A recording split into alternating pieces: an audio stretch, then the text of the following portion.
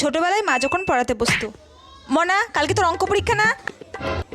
হ্যাঁ হ্যাঁ মা, কালকে আমার অঙ্ক পরীক্ষা। দেখি নামতাটা বের কর, নামতা ধরবো। বল পাঁচে ঘরের নামতাটা বল। পাঁচে কে? 5 বল 5 দুগুণে 10 3 পাঁচা 3 পাঁচা 3 পাঁচা 3 পাঁচা কত? 3 পাঁচা 15 4 পাঁচা 4 পাঁচা। মা আমার খুব দাঁতে ব্যথা কিসে করছে। দাঁতে ব্যথা করছে? পড়তে বসে তখন দাঁতে ব্যথা পেটে ব্যথা শুরু হয়ে যায়। 4 পাঁচা 4 পাঁচা 20 5 পাঁচা কত? 5 পাঁচা 5 পাঁচা 20। কি 5 পাঁচা 20?